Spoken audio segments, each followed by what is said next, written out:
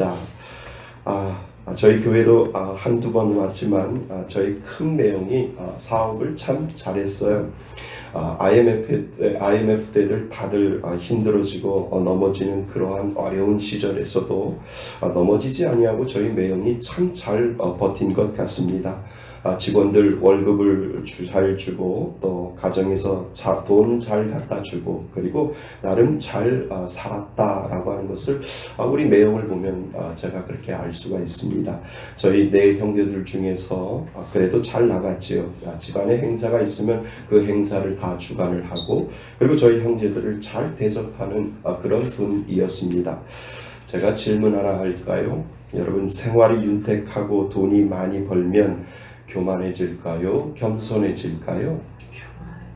하나님하고 가까워질까요? 아니면 하나님하고 멀어질까요?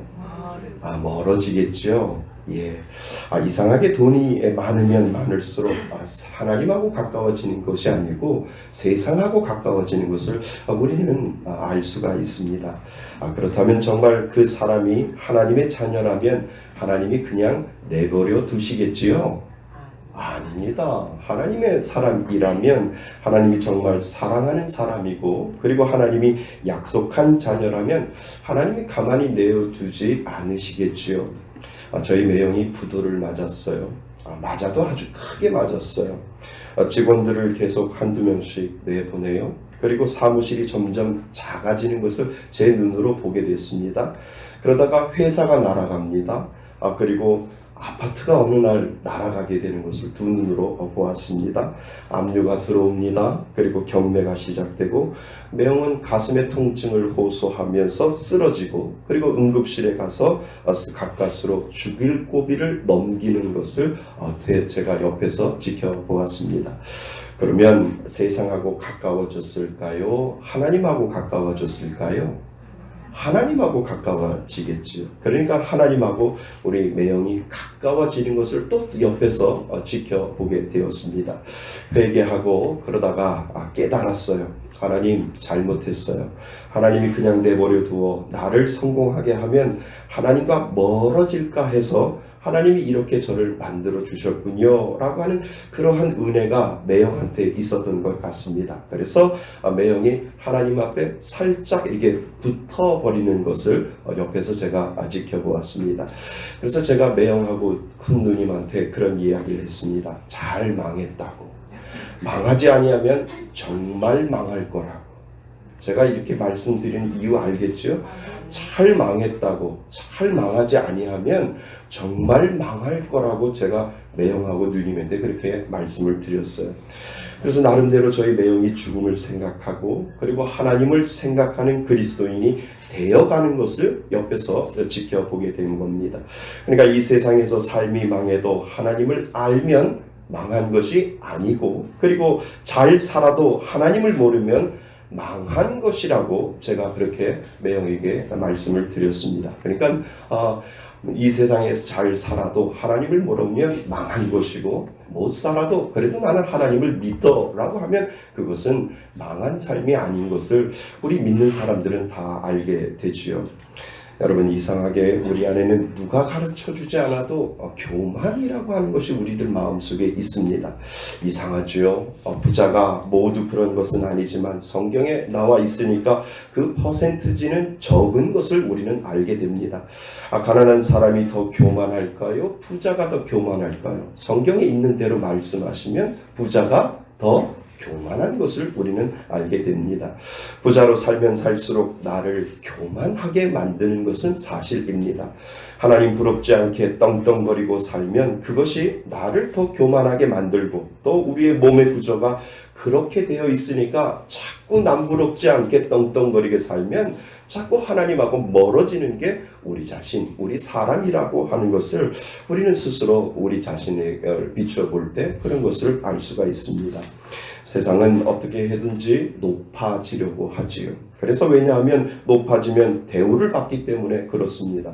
공부하는 것도 높아지려고 하는 것이고 그리고 돈 버는 것도 높아지려고 하는 것입니다. 그러니까 무엇이든지 세상은 높아지게 만드는 것, 그래야 대우받고 그래야 잘 살 수 있다라고 이야기를 합니다. 여러분 사실 가만히 보면 하나님을 믿는다는 것 그 자체가 저는 겸손이다라고 생각이 됩니다. 왜냐하면 내가 겸손하지 아니하면 하나님을 믿을 수가 없습니다. 아멘.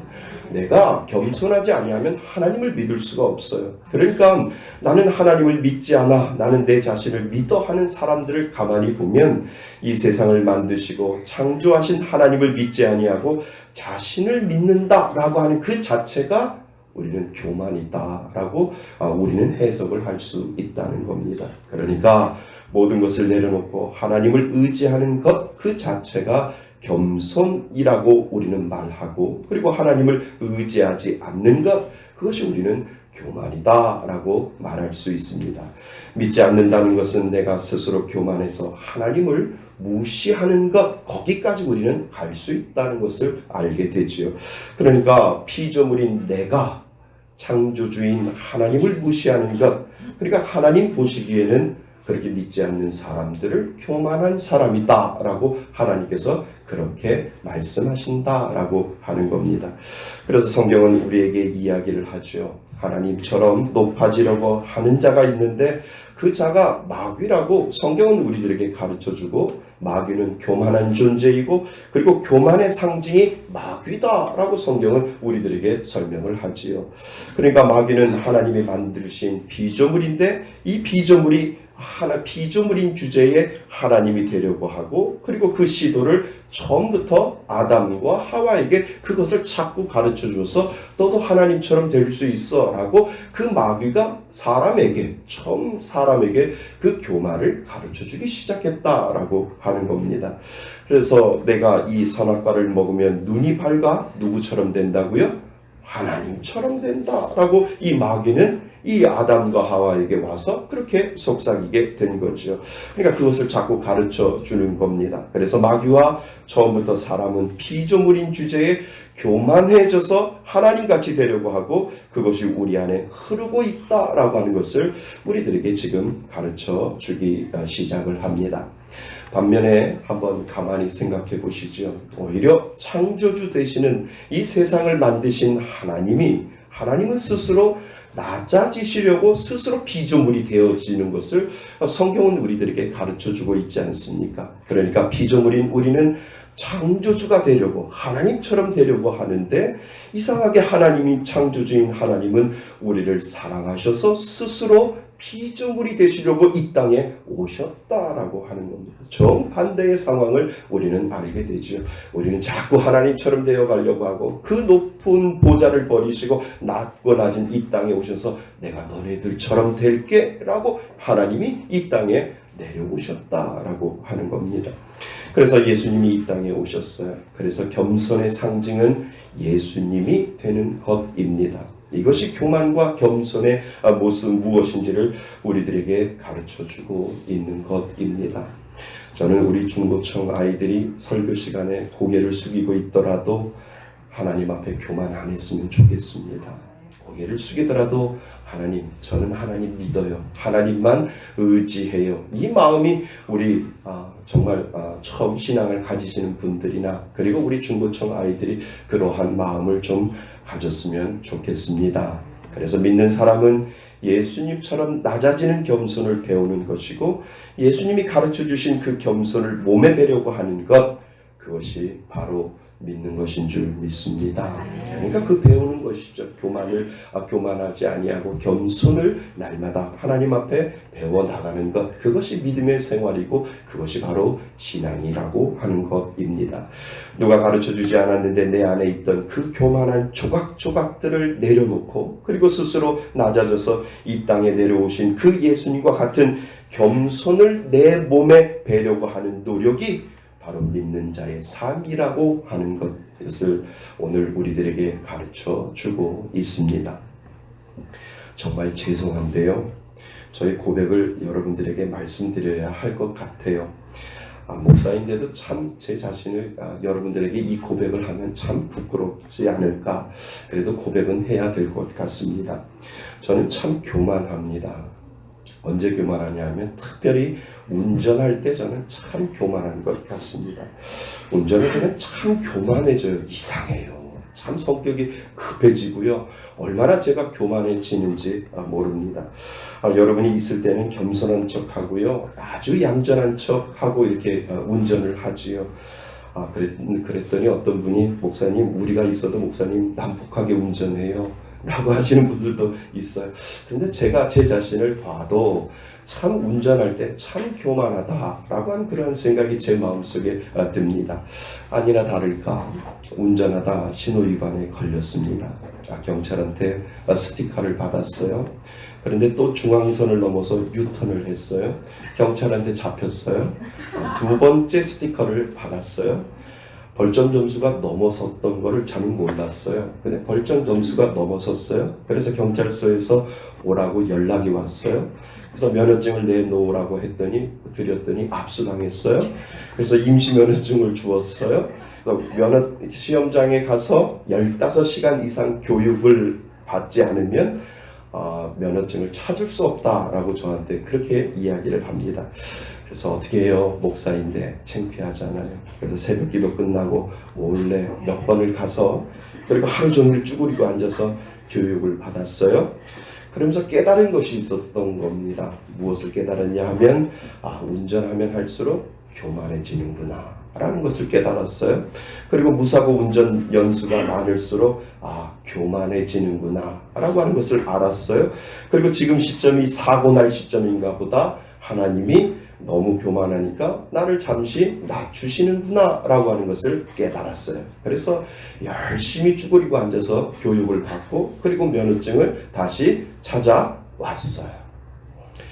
여러분, 제가 겸손해졌을까요? 아니면 교만해졌을까요? 잠시만 겸손해졌어요. 겸손해진 게 아니라 잠시만 겸손해졌다니까요. 그리고 제가 또 교만해지니까 그 여름날 1년에 한 번 있던 여름휴가 바로 한 주 전에 자동차 몰고 휴가 가지 못하게 다리를 다치게 하셨다는 거예요. 그것도 왼쪽 다리면 운전할 수 있는데 오른쪽 다리를 다치게 해서 절대 운전하지 못하게 하나님 그렇게 만들어 놓으신 것 같습니다. 그래서 또 깨달았어요. 자동차 운전으로 말하면 교만은 자동이고 겸손은 수동인 것을 그때 알았어요. 그러니까 교만이라는 거 하는 것을 누가 가르쳐주지 않고 자동인 것처럼 자동적으로 이렇게 올라가는데 이 겸손은 내가 수동처럼 계속해서 1단, 2단, 3단, 4단 올려야만 이 겸손이 올라가는 것을 그때 깨닫게 됐던 것입니다. 그러니까 가만히 있어도 교만은 자동으로 올라가고 마치 자동차 기어를 계속 손으로 바꾸지 아니하면 겸손은 올라가지 않는다라고 하는 것을 그때 깨닫게 된 겁니다. 우리는 계속해서 자동으로 교만해지려고 하고요. 예수님은 계속 저와 여러분들에게 자동차 기어를 움직여서 수동을 잘 조작할 수 있는 겸손을 가르친다라고 하는 것을 그때서야 알게 되었던 겁니다. 그냥 가만히 내두면 여러분과 저는 교만해질 수밖에 없고, 그래도 믿는 사람이니까 겸손해야지, 믿는 사람이니까 그래도 겸손해야지 라고 자꾸 내 자신을 누르지 아니하면, 마치 수동기어처럼 내리지 아니하면 내 겸손은 올라가지 않는다라고 하는 것을 그때 하나님께서 가르쳐 주었습니다. 성경에서 예수님은 겸손이 힘이라고 우리들에게 가르쳐 주고 있습니다. 예수님처럼 겸손해지려고 하면 할수록 이상하게 예수님은 거기에서 힘이 생긴다라고 성경은 우리들에게 가르쳐 주고 있다라고 하는 겁니다. 왜 그럴까요? 믿는 사람이요, 믿는 사람이지요. 그러니까 하나님을 믿는 사람의 몸 안에는 이 시스템이 작동을 하는데 내가 약하고 부족함을 알면 자동적으로 하나님을 의지할 수 있도록 내 몸 안에, 믿는 사람 안에 그 작동 시스템이 우리 안에 있다라고 하는 것을 하나님이 우리들에게 가르쳐주고 있는 것이죠. 그러니까 그 하나님을 의지하면 내 힘으로 살아가는 것이 아니라 하나님의 힘이 내 안에서 나와 나를 도와주시는 힘, 그 힘으로 우리는 오늘도 살아가게 되는 줄 믿습니다. 그래서 내 부족함이 은혜이고요. 그리고 내 약함이 은혜가 되는 것을 믿는 사람들에게 분명히 하나님은 우리들에게 가르쳐주고 있다라고 하는 겁니다. 예를 들어 볼까요? 폐가 건강한 사람은요, 그 폐 때문에 하나님 절대 안 찾아요. 근데 폐가 약하신 분은 하나님을 찾아요. 하나님 숨 한번 크게 쉬게 해주세요 라고 그 폐 때문에 하나님을 찾는다라고 찾는다라고 우리는 하지요.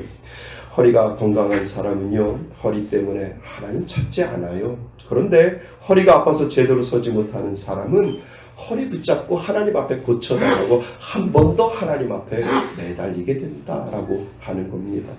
그러니까 내 부족함이 은혜입니다. 아멘. 내 부족함이, 내 겸손함으로 나아갈 수 있는 그 부족함이 하나님이 우리들에게 은혜로 다가온다라고 하는 것을 이 믿는 사람들에게, 저와 여러분들에게 오늘도 가르쳐 주시는 줄 믿습니다. 내가 겸손하게 하나님을 더 붙잡을 수 있기 때문이죠. 그런데 놀라운 힘이 거기에서부터 시작된다라고 하는 것을 성경은 우리들에게 가르쳐주고 있습니다. 그 하나님을 붙잡을수록 내 약함은 사라지고, 그리고 하나님의 힘이 결국 나를 살리게 되는 것, 그것이 바로 은혜의 법칙이다라고 하나님은 저와 여러분들에게 가르쳐주고 있습니다. 마귀는요, 교만해서 하늘 끝까지 높아지려고 하다가 결국 저 어두운 음부로 갔다라고 성경은 이야기를 하고, 우리 예수님은 인간이 되셔서 낮은 곳으로, 더 낮은 말구유로 낮아지시기 위해서 오셨을 때 하나님의 모든 무릎을 예수님의 무릎 위에, 예수님 이름 위에 꿇게 하셨다라고 성경은 저와 여러분들에게 오늘 말씀해 주시는 줄 믿습니다. 오늘 예수님은 그 방법을 배우라라고 오늘 저와 여러분들을 초청하고 있습니다. 여러분, 이것이 우리 예수 믿는 이유입니다. 겸손으로 낮아지실 수 있기를 바랍니다. 예수님의 모습 속에서도, 여러분들의 모습 속에서도 더 낮아지셔야 하고요. 그리고 언어 속에서도 저와 여러분들은 더 낮아지셔야 하고요. 그리고 여러분들의 행동에서도 예수님처럼 더 낮아질 수 있는 그 행동에서도 낮아질 수 있는 그 모습을 가질 때, 그 안에서 분명히 하나님은 저와 여러분들에게 놀라운 힘을 그 안에서 주실 줄 믿습니다. 오늘 예수님과 제자들이요, 가버나움의 어떤 동네에 들어가셨던 것 같습니다. 제자들이 가는 길에서 좀 다투었던 것 같아요. 예수님이 뒤에서 이렇게 들어보니까 이 녀석들이 좀 다툰다라고 생각하셨던 것 같습니다. 그러니까 예수님이 물어보셨어요. 야, 왜 싸우니? 라고 이렇게 물어보셨던 것 같아요. 그랬더니 제자들이 움찔한 거죠. 어떻게 예수님이 우리가 다투는 것을 아셨지? 라고 생각하면서 그 예수님에게 이 사실대로 이야기를 하지요. 그래서 예수님께서 그들에게 이야기하고 있는 내용이 바로 오늘 우리가 읽은 성경 말씀입니다. 예수님이 그렇게 말씀하셨어요. 야, 높은 것, 누가 뭐 높은 거냐고 이렇게 싸우는 것이 아니라, 누구든지 첫째가 되려고 하면 다른 모든 사람보다 나중이 되어야 하고, 그리고 모든 사람의 종이 되어야 된다라고 예수님께서 그 제자들의 그 다투는 것을 보시고 그렇게 말씀해 주셨다라고 하는 거지요. 그러니까 예수님은 세상의 방법과 전혀 다른 예수님의 방법을 지금 그 제자들에게 가르쳐주고 있는 겁니다. 예수님은 제자들에게 자신이 사람들 손에 넘겨질 것이고, 그리고 죽임을 당할 것이고, 그리고 나는 죽을 것이다 라고 예수님께서 말씀을 하셨어요. 그리고 나서 피조물인 사람이 창조주인 하나님을 붙잡아 죽이게 되는 것을 우리는 보게 되죠. 여러분, 사실 내가 겸손하면은요, 시험 들 것이 없습니다. 아멘. 내가 겸손하잖아요. 그러면 시험 들 게 없습니다. 내가 겸손하지 않으니까 나를 뭘로 보고 그래? 이렇게 시작이 되는 거죠. 그러니까 예수님이 나를 뭐를 보고 그래? 라고 하면 예수님도 시험이 들겠죠. 하나님이 이 땅에 오셔서 피조물인 우리가 자신을 지으신 하나님을 붙잡아 십자가에 못 박을 때, 예수님이 만약에 그렇게 생각했다면, 야, 너네들이 나를 뭘로 보고 그래? 내가 너희들을 지은 저 하늘의 하나님이야. 그런데 너희들이 나를 붙잡아서 십자가에 못 박고 죽으려고 해? 내가 나를 뭘로 보고 그래? 라고 예수님이 그렇게 말씀을 하셨다면 예수님은 예수님 되지 못하셨을 겁니다. 예수님은 끝까지 그곳에서 아무 말씀도 안 하시고 겸손으로 모습으로 죽어가고 계시는 것을 우리는 알게 되지요. 예수님은 끔찍도 안 하셨습니다. 도살장에 끌려가는 양처럼 겸손히 순종하며 걸어갔다라고 하는 겁니다. 그리고 예수님은 죽으셨습니다. 그런데 예수님은 부활하셨습니다. 이 원리를 우리들에게 지금 가르쳐주고 있는 거예요. 죽음을 이기시는 방법을 우리들에게 가르쳐줘요. 너희들이 넘지 못할 일이 있느냐? 너희들이 힘든 일이 있느냐? 나처럼 죽어봐. 그러면 부활할 수 있어. 살아날 수 있어. 너가 가지고 있는 그 문제를 가지고 네가 염려 가운데 있을 때 죽어. 죽으면 살아나. 나처럼 죽으면 너는 살아날 수 있어. 라고 하는 그 방법을 예수님이 가르쳐주고 계신다는 거죠. 정말 살아나는 부활은 죽어야만 된다라고 하는 것을, 그 방법을 지금 가르쳐주고 있는 겁니다. 예수님은 첫째가 되고 싶은가? 그러면 낮아져라. 높아지려고 하려는가? 끝까지 겸손함으로 나를 의지하라. 예수님은 그 이기는 방법을 우리 믿는 사람들에게 가르쳐주고 있습니다. 여러분, 하나님께 인정받는 최고의 방법은 겸손이고, 그리고 세상을 이기는 최고의 방법은 겸손임을 오늘도 깨달을 수 있기를 바랍니다. 여러분이 넘어서지 못하는 그 누군가가 있습니까? 예수님처럼 겸손하게 섬길 수 있기를 바랍니다. 겸손할 수 있는 지혜를 달라고 한번 예수님에게 기도해 보세요. 그러면 그 겸손할 수 있는 방법과 지혜를 하나님께서 분명히 저와 여러분들에게 주실 줄 믿습니다. 여러분을 한없이 힘들게 하고요, 그리고 부대끼게 하는 누군가가 있다면 끝까지 예수님처럼 한번 낮아지시기를 바랍니다. 그리고 나서 그 사람 앞에 가서 나 죽었어, 나 그냥 죽는데 세상 사람처럼 그냥 죽은 것이 아니라 내가 예수님처럼 한번 죽어보겠어 라고 그 사람에게 내가 죽었어 라고 이야기하면 예수님의 방법으로 저와 여러분들 살려주실 줄 믿습니다. 이긴다는 표현이 좀 그렇겠지만 부모가 자식을 이기려면 예수님처럼 겸손하면 됩니다. 자식이 부모를 이기려면 버팅기지 말고 계속 누구처럼요? 예수님처럼 겸손하면 됩니다. 부인이 남편을 넘어서려면 예수님처럼 나 죽었어 라고 하면 그 남편 넘을 수 있기를 바랍니다. 남편이 부인을 이기려면 예수님처럼 끝까지 겸손하면 되는 줄 믿습니다. 예수님께서 죽으라는 거예요. 끝까지 죽으면 그 죽음 끝에는 살아나는 부활이 그 가운데 있다라고 오늘 그 방법을 저와 여러분들에게 가르쳐 주신 줄 믿습니다. 사랑하는 성도 여러분, 자기의 낮아짐이 드러날 때 부끄럽지 않게 하나님이 오늘도 높여주신다는 것 기억하실 수 있기를 바랍니다. 자기의 낮아짐이 부끄럽지 않게 사는 것이 믿음인 줄 믿습니다. 예수님의 겸손을 닮아 오늘도 믿음으로 살아가시는 저와 여러분이 되시기를 주님의 이름으로 축원드립니다. 아멘.